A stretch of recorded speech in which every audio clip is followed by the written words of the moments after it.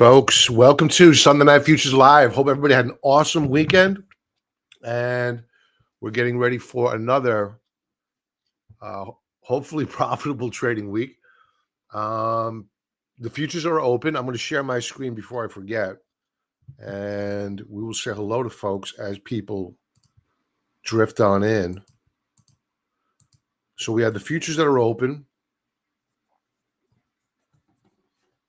and we'll let things settle down here a little bit. We're using the 15-minute chart. We have the S&P futures that are now open and for the most part flat. Initially, we spiked up. We've retraced that move higher. What I like to do is when we get a surge like that is take my crayon out, see whether or not we get a higher high.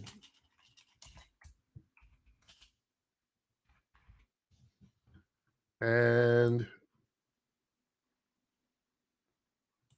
take another alert.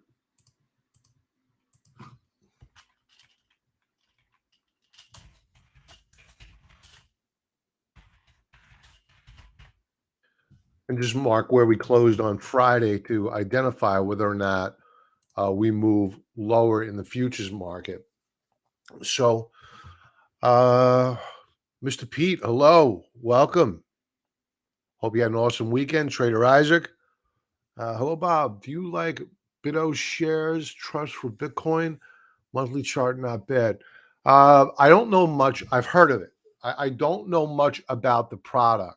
As long as it's not a leveraged product where you have that time decay, I would just look for the expenses on those shares to make sure that you're not overpaying. Like Grayscale Bitcoin Trust, I think the charges, the fees each year are something like at least 2%. So it's very expensive.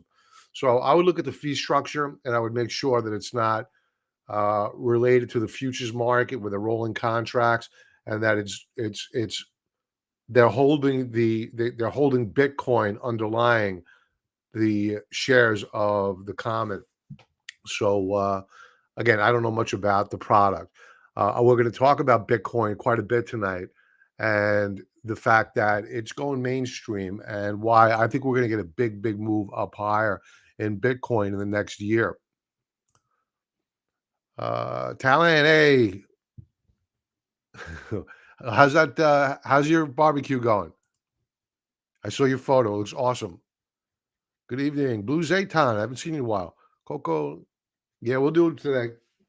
We'll do them today.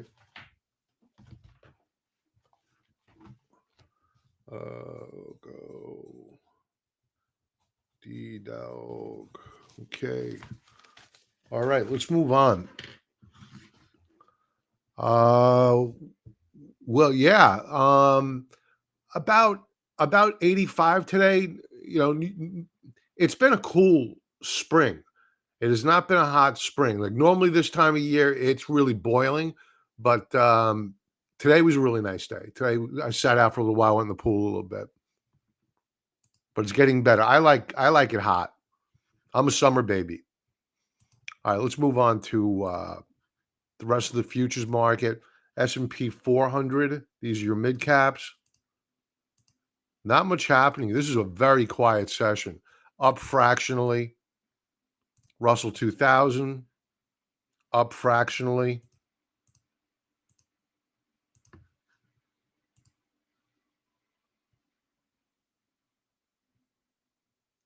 My NASDAQs, where are my NASDAQs?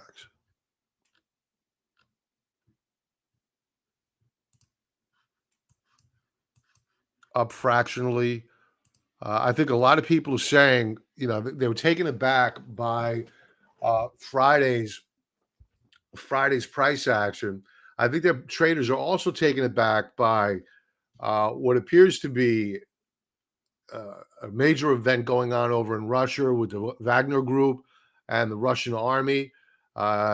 Is that a piece of propaganda put out by the administration to hide that text from Hunter Biden about his father, and really damning information? And I don't know. I'm seeing conflicting articles that Uh, the Wagner group has been put down. I don't know, but if they're still on the march toward Moscow, that's a problem. So I don't know if it's a story that's gone away now. The headlines almost disappeared about it, and it was all over the news this morning. So I'm kind of confused. I don't know if people are waiting to see what the outcome is there, but you're seeing a little bit more buying here on the Nasdaq. Again, this is a 15-minute chart. Let's circle back with the S&Ps, see what they're doing. We don't have a session higher high yet. Not doing much. Not doing much. Can you sort out the? I, I I would love to. From what I understand, the Wagner Group, which is basically Putin's mercenary army led by a billionaire who loves the front line, they were fighting in Ukraine. They had a standing army initially of 50,000 men. Half of those people are dead now, whether it be by Ukrainian forces or by now Russian forces. Apparently, Russian forces attacked the Wagner Group and killed a whole bunch of them. So it looks like Putin was trying to dismantle that army, and they turned towards Moscow and started marching towards Moscow. And the Russians have been bombing the columns and uh, digging up roads and so that they can't pass on those roads. Putin apparently has gone into an armored train. I don't know if this is all true or propaganda. This is what I've heard. Uh, S&P higher session highs. So, but the headlines were riddled with the news was riddled with headlines this morning. Now, not a peep. And now, what it appears to be is probably a puff piece to try to protect the Biden administration from that text message from WeChat from Hunter Biden saying, "My dad's sitting right here. There better be money in my account in the next few minutes." And around that time or the next day, $5 million appeared in Hunter Biden's bank account. So damning stuff. So I don't believe anything right now. I think that we are in real dark times, and these people will do anything to avoid being exposed. And they're being exposed, but they're going to try to pretend that they're not being exposed. And Lord knows what they're going to do next. I'll tell you, if you're watching, you're learning. So let's start liking. Thank you very much. Thank you. Yes, please like, subscribe. Okay, let's move on. Let's talk about the US dollar, which I had up here. Now it's gone.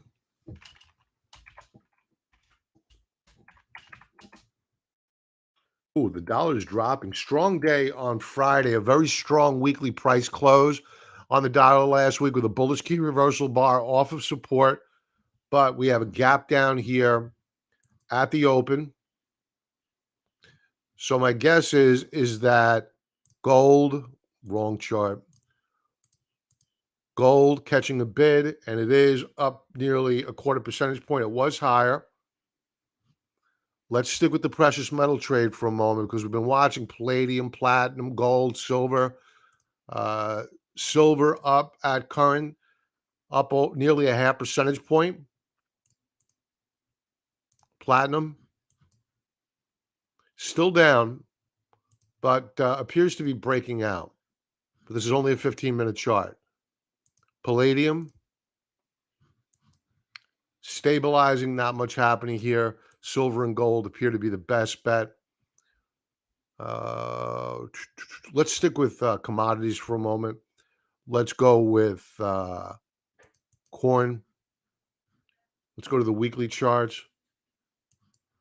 Bearish key reversal bar last week on corn. No break of trend. Looks like we hit the upper band of the rising up trend channel, and we reversed on the week. The question is now, we'll probably get a further pullback. Do we hold this lower band of support? If we fail to hold this lower band of support, we may see a resumption of this downtrend in corn. Wheat prices last week broke out. We've been watching this for several weeks now. trading up and into the upper band of resistance, and it closed there. Very strong week last week. Soybeans. Soybeans had a very strong week last week. They held support after breaking out. At current, in this session anyway, they are down, looking pretty weak. And it appears as though, unless they rally back within the next 4 minutes, we're going to break 15-minute support on soybeans and get a retrace here. So while they had a good week last week, I would not be a buyer at this point in time. In fact, going back to that weekly chart, you saw a lot of resistance above, and they sold.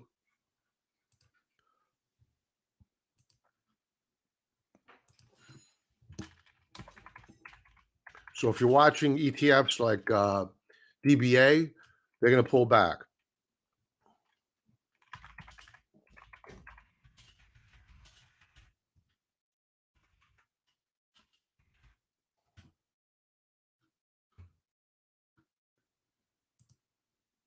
What else do we have? Cattle.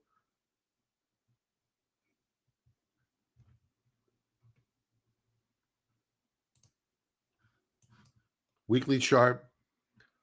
Down week last week, holding support, but this to me looks like a bull flag setup. Pardon the pun. Bull flag setup. Cattle futures. Like, subscribe. We reversed off of the lower band of support last week. It looks as though this is the pause that refreshes, and we're probably going to move up higher on cattle.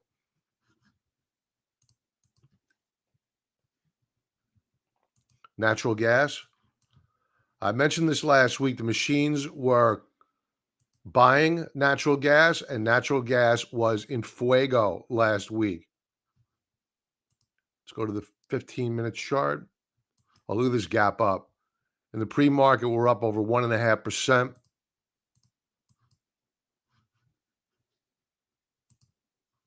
Oil prices.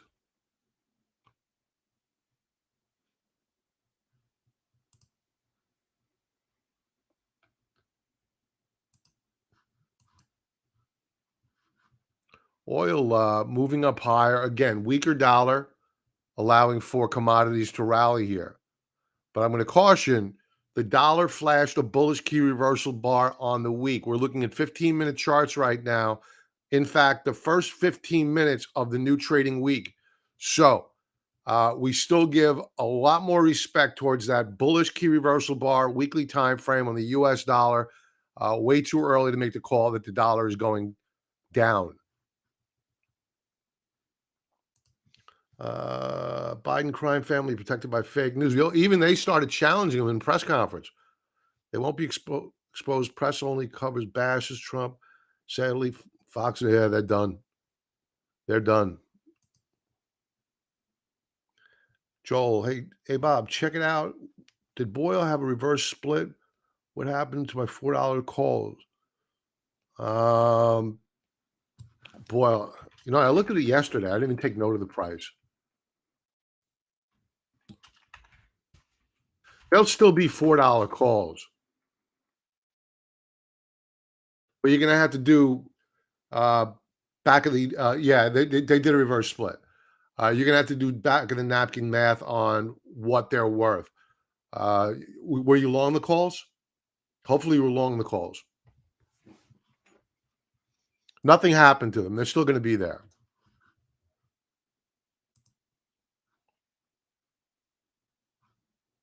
Yeah, you see, July 4 calls are still trading.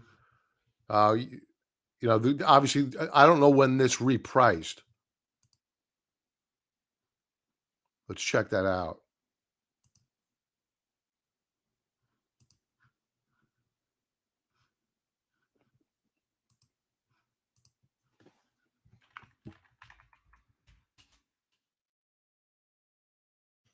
Yeah. So you're fine here. So they closed out on Friday at 71.70. They're still pricing the options, the July options at 90 by 100 bid ask, and you're getting some good premiums there. So you're good. You're fine. We'll close. Yeah, good. Good for you. Yeah. Kelly, hello. It was trading around 7 on Friday. Boyle? No, it looks like it was trading. Looked like it was split adjusted on Friday, the 23rd. Closing price 71.70. Unless they amended this evening. I'm not. I wouldn't. I've never seen a change in a reverse split over the weekend on stockcharts.com. Let's check out. Um,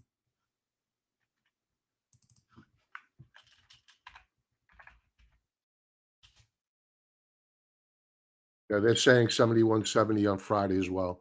As a matter of fact, you know what we could do here is this. Boyle. They usually show the events. I guess not. They're not showing a reverse split here. All right. No worries. No apologies necessary. We're all good. You're amongst friends. All right. What else do we need to go over here before we go to Bitcoin?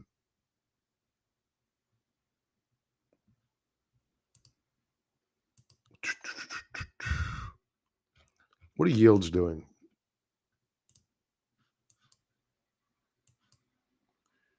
Yields are weak. Very weak. But within a trading range. Volatility. Volatility is up right now, along with the S&P being up as well. Let's check back in with the S&P 500. We've seen this quite a bit lately, them trading in tandem. We're up along with VIX.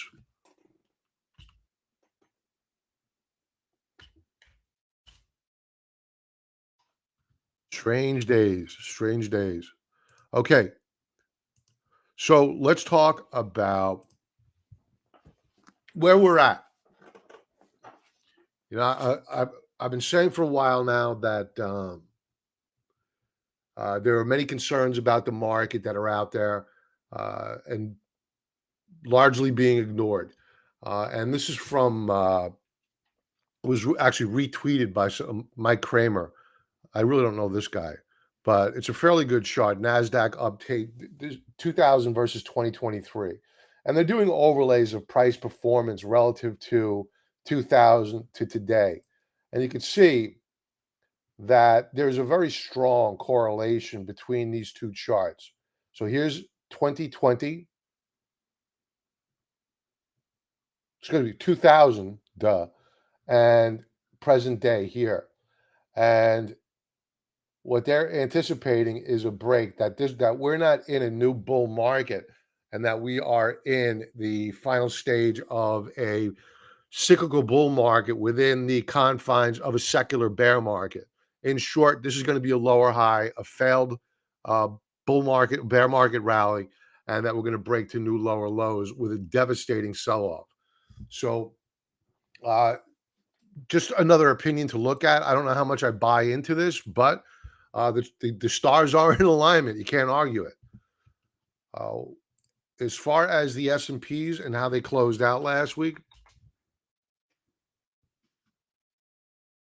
this is the first down week after 5 consecutive up weeks. I do not think that we are done going down here. I'm not saying that this is the crash. I'm not saying that we're going into a new bear market. I'm also not saying that the bear market that we've been in is over. So I think that we, at a bare minimum, are going to retrace back down to 40, 430, 35. But before we do that, we're going to rally back up here to 435.16 in an effort to try to recapture prior support. If it's rejected and we break to new lower lows week over week, we're going down to 430.35.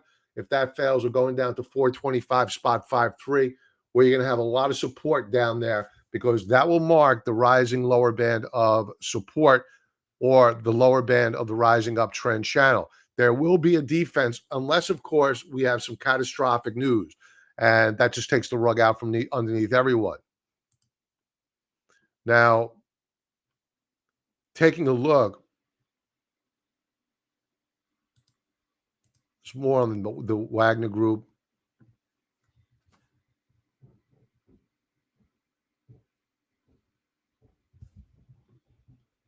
This is as of 6/17.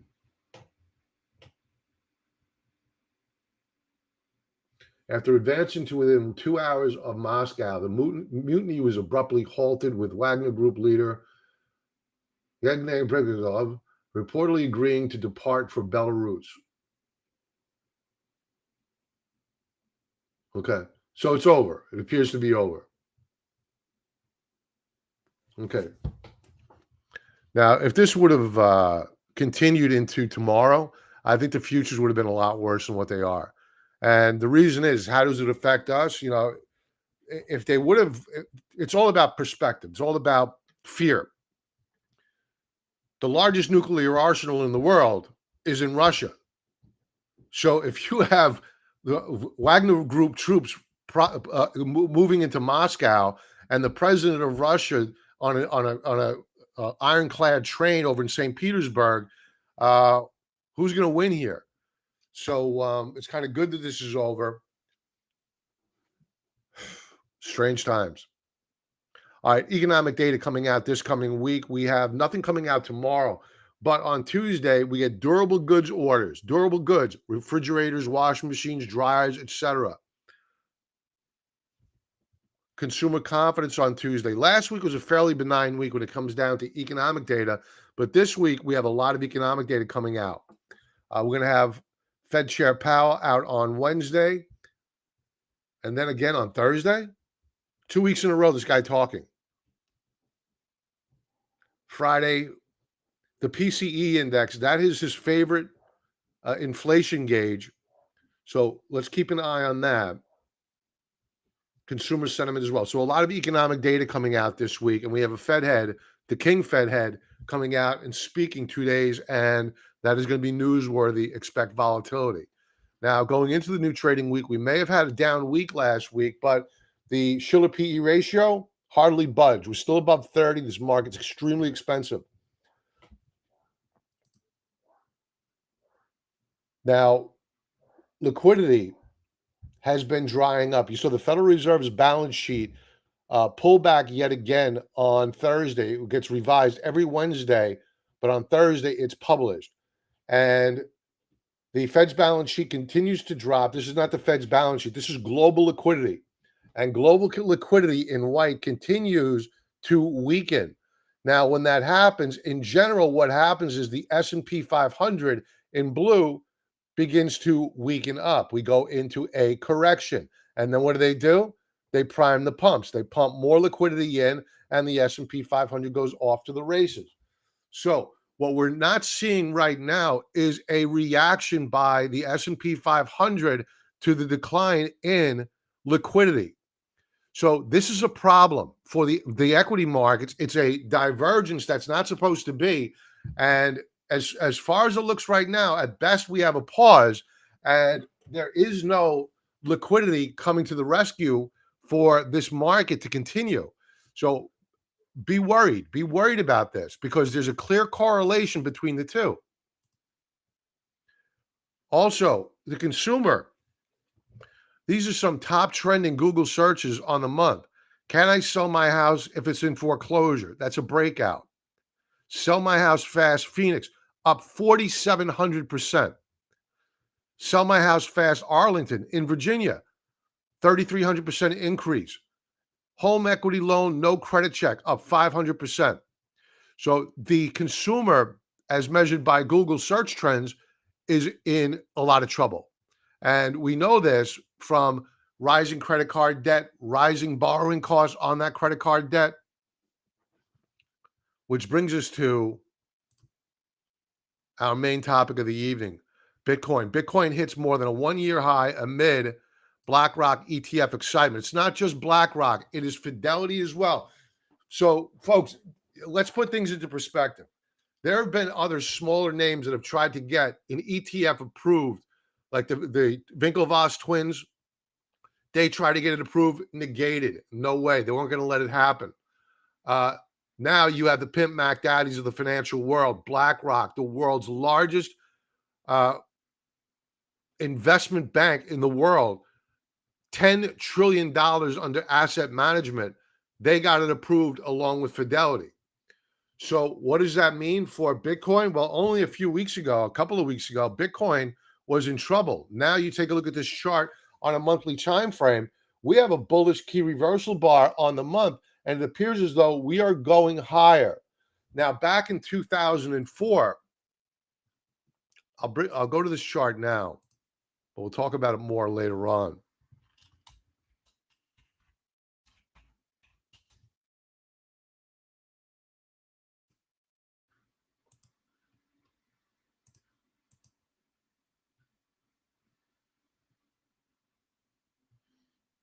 Right around here is when the GLD, the first traded ETF, was issued. And the price of gold after that just went through the roof because it was easily purchasable now. You didn't have to buy gold bars. You can go to an exchange on your computer and type it up. So is that what's going to happen with Bitcoin? I think it's quite possible that is going to be the case. A lot of people don't have the want or desire or the knowledge to go get a cold storage wallet and back it off onto that. They're worried about losing the codes. I'm worried about losing the codes. So this is going to be very, very accessible to the average investor. They're going to be able to chart it. They're going to feel comfortable about it. So I think that this is a game changer for Bitcoin. And we're going to go into the article more. It's going to touch upon some points of why I believe that this is a long-term bullish bet for Bitcoin and why I think it's going to 80,000. How do we arrive at that? Simple. All I did is just take my crayon out. I played connected dots. So the first major high was 19,870. Okay. We rallied from there after a bear market all the way up to 64,900. We extrapolate that out to 69,000 being the prior peak. We continue to extrapolate that out.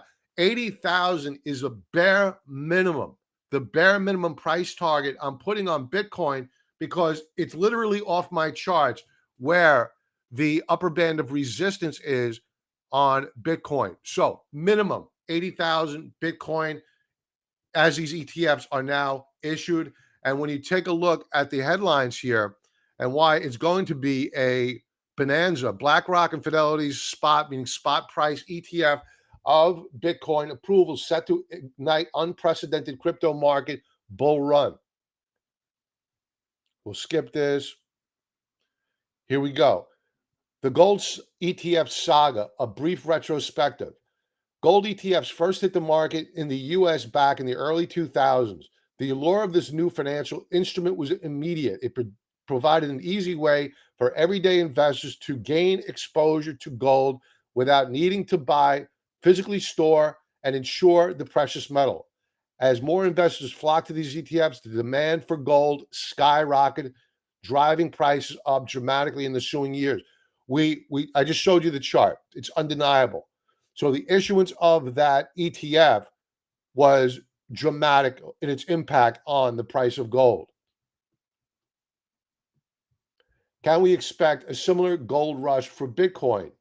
Bitcoin, much like gold, was viewed as by many as a store of value. It's digital gold, if you will. I don't believe that. I don't believe that. I don't believe that Bitcoin is a store of value. But I do believe that if you have enough faith in the instrument, then it's a self-fulfilling prophecy. And when you have BlackRock and Fidelity coming in and validating the instrument, well, it doesn't matter what you think is real. Reality makes it real. And it's probably going to go up in value. I would rather have gold, but if the chart says Bitcoin's going to go up higher first, I'm buying Bitcoin. We have no emotion with regard to either. The idea is not new. Over the years, numerous attempts to establish Bitcoin ETFs have all been rebuffed by regulatory bodies. Until now, if financial giants like BlackRock and Fidelity get their ETFs approved, it would open the floodgates for institutional and retail investors alike. This is huge, huge. Why Bitcoin ETFs matter? This is more than just a matter of convenience, and here it goes. Bitcoin ETFs would represent a significant stamp of legitimacy on cryptocurrency.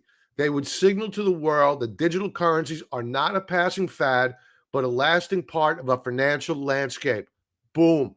End of statement. This is a validation of cryptocurrency.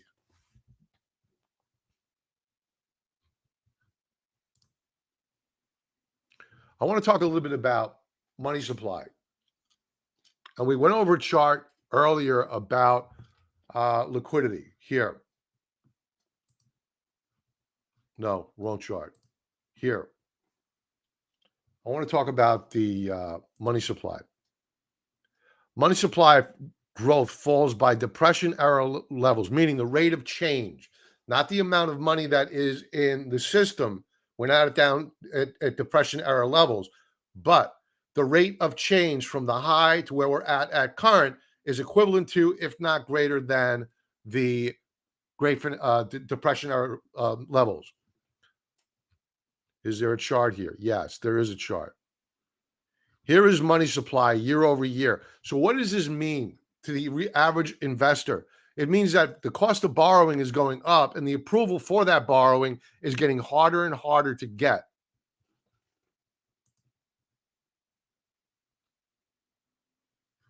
And you can see here is money supply, M2 money supply, and overlaid here, I overlaid the NASDAQ composite.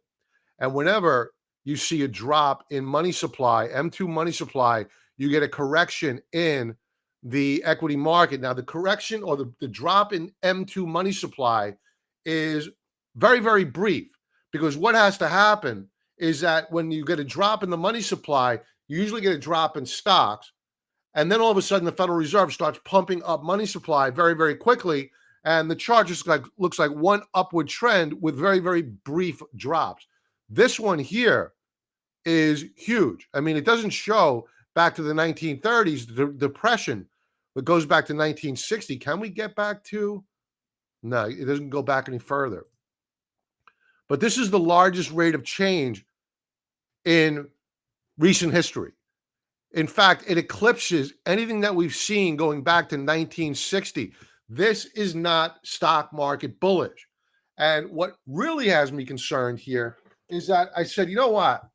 If you have money supply that's dropping, well, what's the driver of inflation? It's not the amount of money that is in the system. It is the velocity of money. It is how quickly or how many times that dollar bill exchanges hands. Every time you have a dollar that exchanges hands, that means a transaction took place.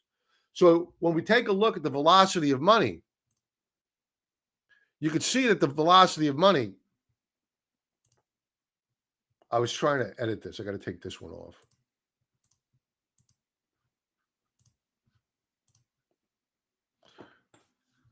Let's max this out. We are maxed out. Okay, good. So you can see all the way through to COVID, the bottom of COVID, when they were sending out stimmy checks, you saw the velocity of money dropping off of a cliff. The economy was in trouble for many, many years. And now what you're seeing, despite the fact that the amount of money in the system is rolling over and heading lower, the velocity of money, the key driver of inflation, is moving up higher. And in fact, it's at its highs since 2019. So this makes me worry about the optimism that is out there about inflation coming in as quickly as some may hope. Maybe it'll come in on food and energy, but the sticky factor, meaning goods and services, it may not come in as quickly as some like.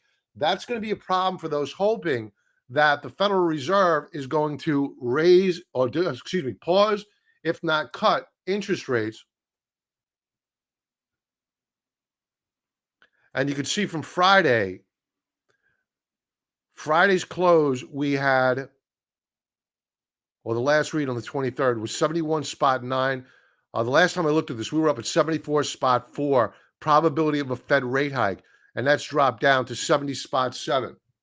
So more and more, they're getting concerned that the Federal Reserve may not increase rates, but odds are still favoring a rate hike in July.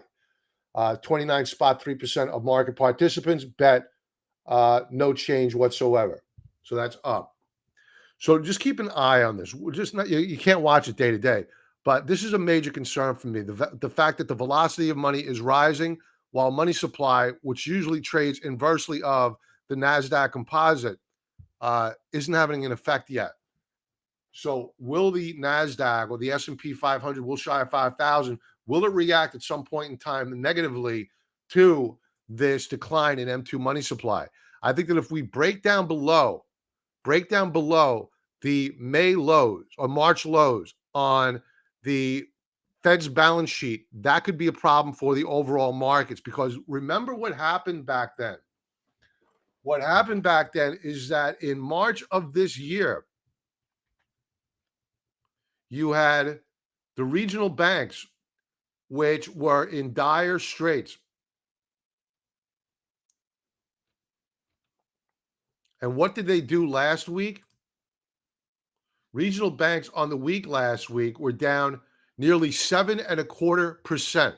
And I went over on Thursday night that the Federal Reserve lending facility to these guys to keep them solvent, that has not gone down. It's at the highest level of usage since its inception. So these banks are in big, big trouble. And you got to worry about, if this Federal Reserve continues down the path, or even the expectation of them raising interest rates again, what impact is that going to have on this regional bank sector, especially as you have job loss, initial jobless claims increasing now. So why does that matter? Why do initial jobless claims matter to the regional banks? Don't forget who writes the mortgages for the office buildings. It's these guys. The regional banks hold that paper. So if they already have an occupancy rate of already at 30% and initial jobless claims go up higher, well, guess what happens to that occupancy rate? It gets larger. What happens to those loans? They can't renew them because the guy's underwater on the mortgage, and interest rates have skyrocketed over the past year. So how are they going to refinance these mortgages? What they're going to do is they're going to take the keys and they're going to hand them into the bank, and they're going to say, it's your problem now. That's why these banks are in big trouble.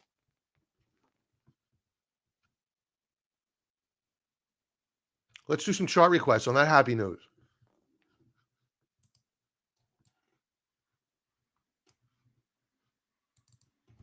Okay, we have Coco. Let's go to the members area, see if I didn't see any earlier. Sometimes you have some late issuances. Okay. So we have, what time we got? 6:40. We are running good on time. No Franklin tonight. Kelly, yes, we can do coin for you. There is a confusing situation. BRICS bring gold back, but never give up their junk fiat. So this hints they will abuse their currencies later. Of course, until the day when an ounce kilo be very, yeah, agreed. Okay. So we have Paul with Merck, Kelly with coin,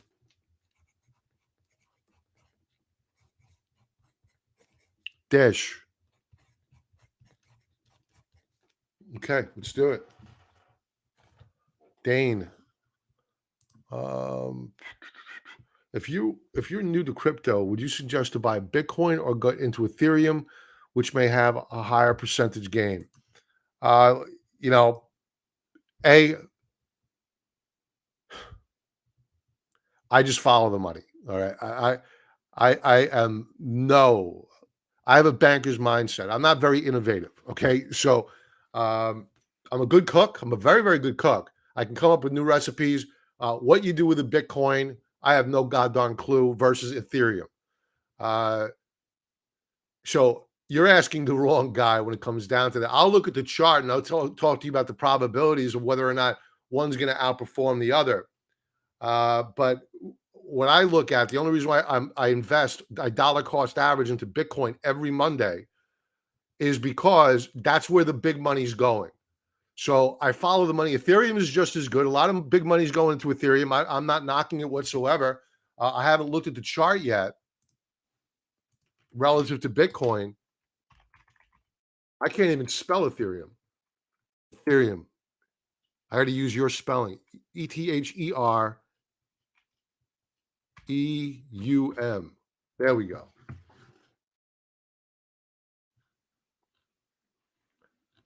We want to take a look at this on a monthly chart. I think it looks good. I think it doesn't look as good as Bitcoin, but I think it looks good and momentum is rising. You have a sound base from which to break out of. I like it. I like it. I think it's probably going to break out. And yeah, it's at 2138. Uh to get up to all-time highs, that would mean that it needs to more than double. So, yeah, is there a greater probability of a higher rate of return on Ethereum? Yeah, probably. So, I won't argue that point.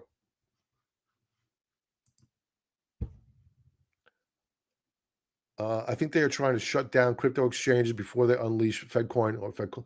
Yeah, so I don't disagree with that, and with Kelly's request, uh, I opened up a trade after the Binance news on Coinbase, and I sold a strangle, basically cash flow strategy on options. I held it for about 1 day, and I said, you know what? They seized the assets of Binance. And I said, you know what's preventing them from doing that to Coinbase? I just closed out the trade.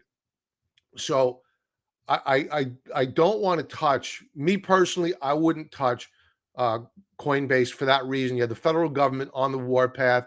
These people are demons. They are demons. And just when you think that they can't do anything more over the top, they do it. So we'll go over the chart. I'll keep my commentary about my opinion about Coinbase to myself. When we go over the chart, we'll talk about what it's what it looks like, and I think it's bullish. I took a look at it over the weekend. I think it looks bullish. But we'll go over that chart in a moment. Coin will be a custodian of the BlackRock ETF. Oh, is that a fact? Do you know that to be fact? Great info if that's the case.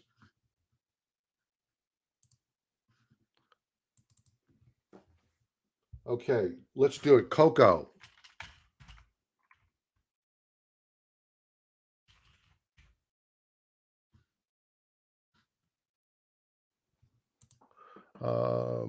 You sent. Thank you for Kelly. Thank you for that. That's probably the nicest thing anybody said to me all day long. Uh, okay. All right. Proceed. All right. Okay. So you heard the same. All right. Okay.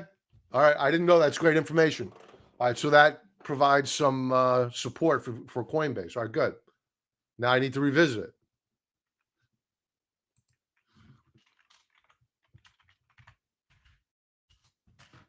All right. Vita Coco. I haven't looked at this one in a long time. Um, Good looking chart. Weekly chart. I think what we're doing here is we're going to flag out. This is what you call a bull flag setup. I like support right down here at 27.32. You hit that mark, I'd be a buyer and watch for a breakout above this upper band of resistance. And I would add to the trade on a close above wherever the breakout point is going to be. This is declining, so I don't want to give you a number. But I would be an absolute aggressive buyer on a close above 28.51. Folks, we're using TrendSpider automated technical analysis. Link below, 35% discount code. I'm going to set up an alert here.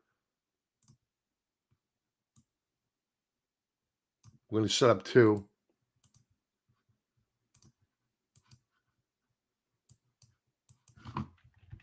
I like this chart.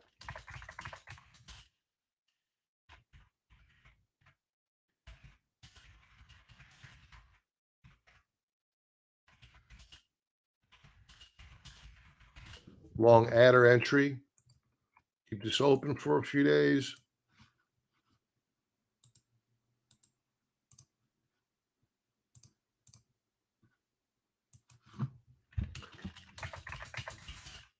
This is one that might be interesting to sell premium on, sell puts on.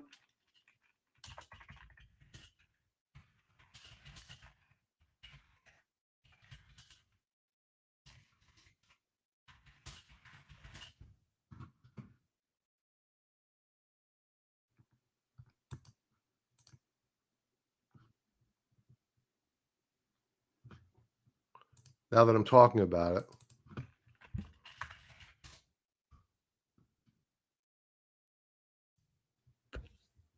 You got some decent volatility in here.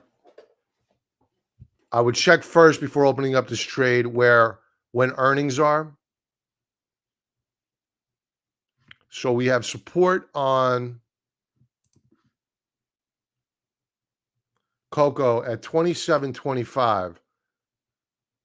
I can sell an August put. You got wide markets here, widespread between 80 cent bid, $1.55 on the ask side. Last was one spot two, $1.20 a contract. I think that's reasonable. You drop your bid there, 120, 125. You sell a naked put. If the shares go down to $25 a share, you got your discount. If you want to get more aggressive, you could simply sell a 30 contract. That's an in-the-money contract, but you're reducing your basis cost by collecting premium. Let's say you bring in $3.20. That brings your basis cost down below that support level, but you are selling an in-the-money put. So that means your delta, the rate of change on the price of that option is going to be much higher than if you sold a 25 put. So just be aware of that. But that's one way to trade this if you're so inclined.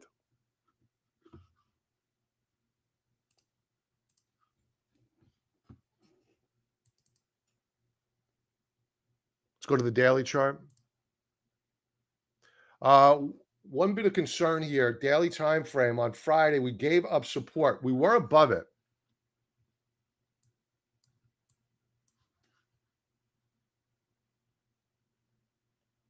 We broke out here actually, the 12.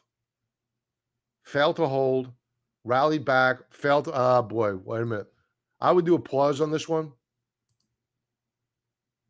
You have a double top here.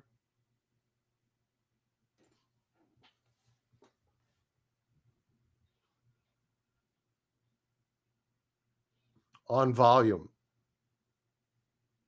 I would not do it in the money contract on this.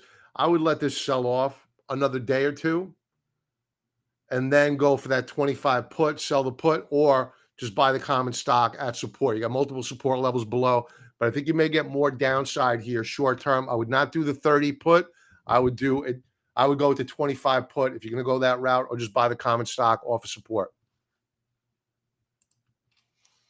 What are you looking at that shows volatility in the options? Okay, so you could do two different ways.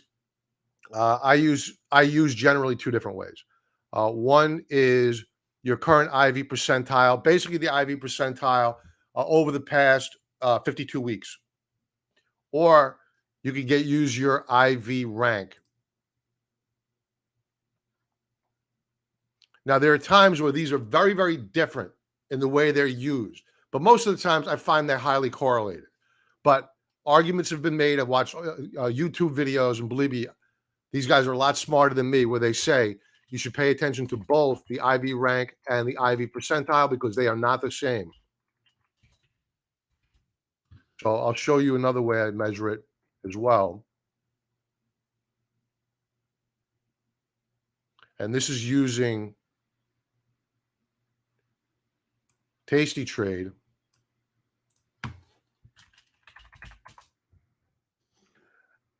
And the IV rank here, this is a big difference. IV rank is only spot 5, so not very attractive on IV rank, but the IV percentile over the past 52 weeks is attractive. So this is a look back more than 52 weeks, is my guess, is more historical in nature, and on a historical basis, it's relatively low in volatility. But I find that this is a pretty good measure to use current IV percentile.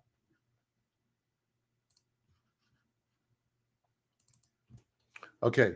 So be careful here, Coco, pulling back. Wait for that pullback, then execute on your trade. Add a dog. I haven't looked at this one in a while.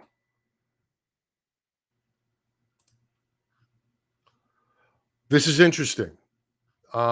Weekly chart. Here's your W formation.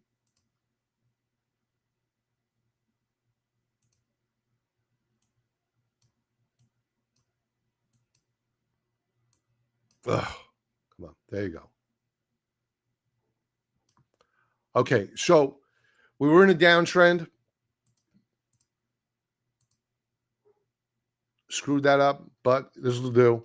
Downtrend. We broke out the week of December the 5th, rallied, pulled back, respected what was resistance, now acted as support, then rallied off of it. Pivot point on the W formation is at $90.30. We pulled back, consolidated, broke through it, off to the races. Now we are in another higher low situation. And I think that we are consolidating, getting ready for another breakout on Datadog. This is a good looking chart.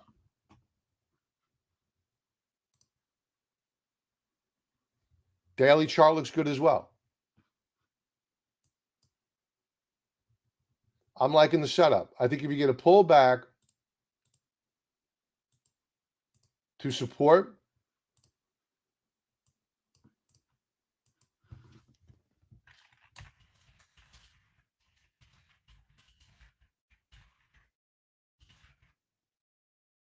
I would initiate a trade.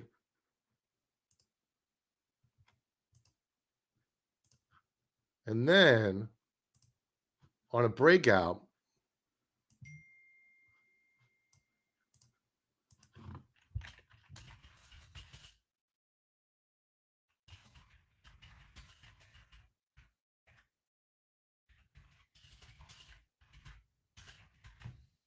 at or open long.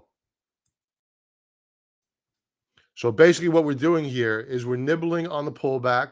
We don't know if it's going to hold. If it breaks support, we stop out with a very small loss. But if it holds and we rally and break out above this upper band of resistance, and most importantly, close there, that's a validation that we were right and that we should be adding more to this trade on strength. DDOG, bullish. Merck.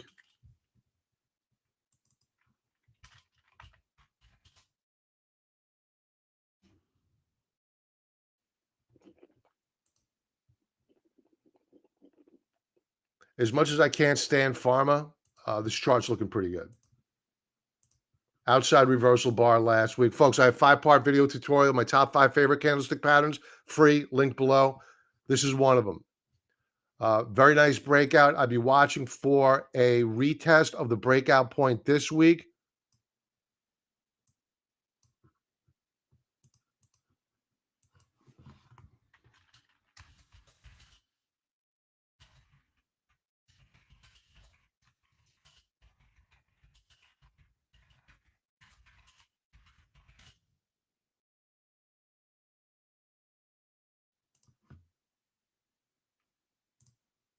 And we were up on volume last week on the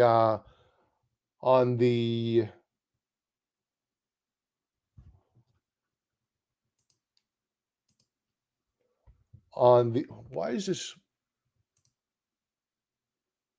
Oh, I see why. Okay. I got confused there. On the day on Friday, what we did on Friday was very, very good. We broke out on Thursday, and then on Friday, we got the retest that I was looking for on a weekly time frame. So breakout, pullback, retest, continuation move up higher. They may just take this up higher on Monday morning.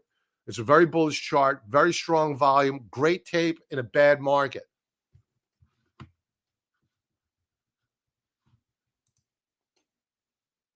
That dog needs to consider staying Druckenmiller position as Airbnb. I like the weekly base on that. I was asked whether or not that was a short the other day. No, it's not a short. So Mark, bullish. Coinbase.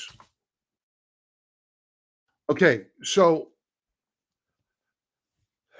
if I'll take it as a fact that it's been validated that the Coinbase is going to be the custodian of uh, the ETF for Bitcoin issued by BlackRock. That's great stuff. That's a validation that they're not going to take out Coinbase because the SEC would not let Coinbase become the custodian of a BlackRock ETF if they planned on wiping out Coinbase. Guarantee you that. So let's take a look at the monthly view first.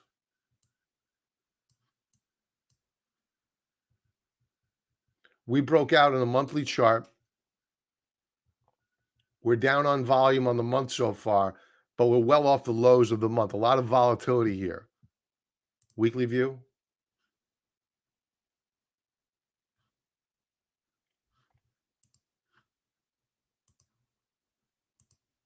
We broke out last week on a weekly time frame. I'd be touch bounce.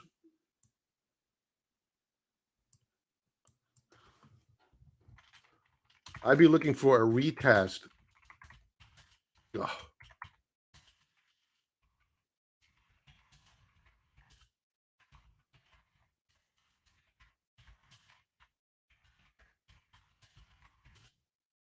Of this breakout point this coming week. We were up on volume last week in a down tape. Yeah, I would wait for the retrace here. Big move up higher on Friday.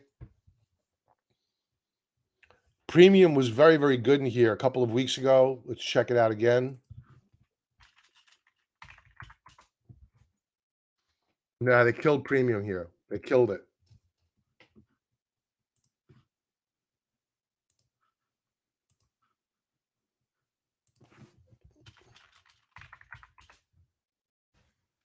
Yeah, they killed premium.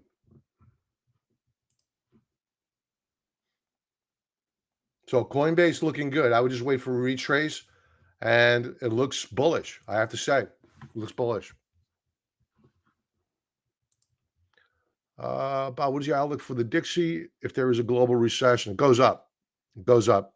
If there's a global recession, you know they can do all the talk that they want uh, about de-dollarization, whatnot. It's all going to come back down to: do you want to own one, or do you want to own dollars?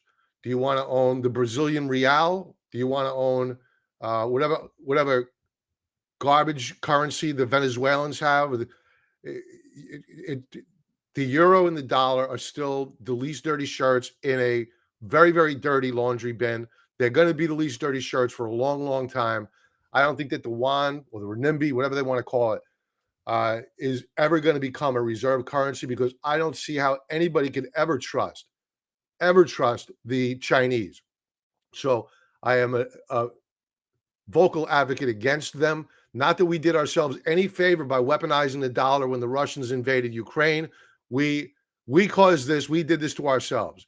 Can we salvage it? I think we can. It's going to take a change of administration to make that happen. It's not going to happen anytime soon. Too much bad faith out there.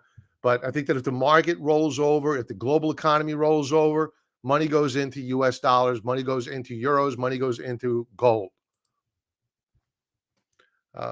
They spiked it down with SEC news, and yeah. That's exactly what they did. Yeah, bastards. Yep.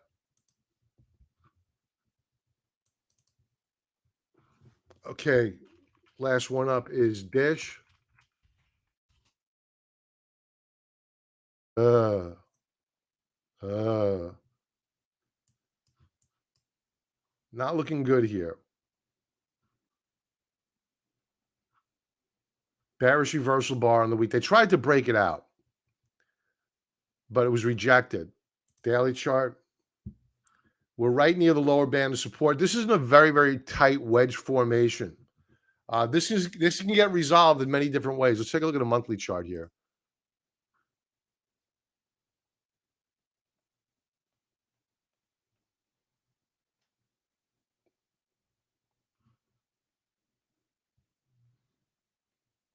We're hanging on by a very, very thin thread here. If they drop it down below $5.88 and they close it there, we're going a lot lower. But you're in such a tight wedge formation that this could get resolved with a breakout on tomorrow morning, for that matter. You know, it's just one of those things where it's a matter of fate at this point in time. Does the company have ongoing concern issues? Is it a viable entity? If it is, if it's positive cash flow, whatnot, then maybe you buy the breakout. I mean, let's bring it up.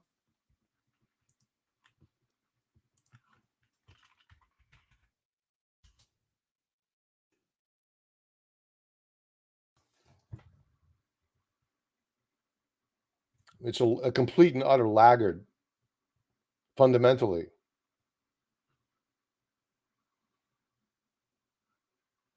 EPS change, negative 49%. EPS share, I mean, before I got involved with this one, management owns over 55%. That's pretty good. Very cheap. I'd want to take a look at their debt, see how much debt they have before I got involved with this, relative to their cash flow, free cash flow, to make sure that they're able to service that debt. So that's my take on Dish. I think that you're at an inflection point in this stock.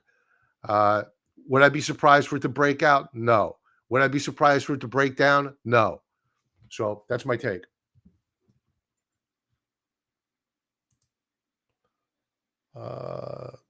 Pete, you're welcome.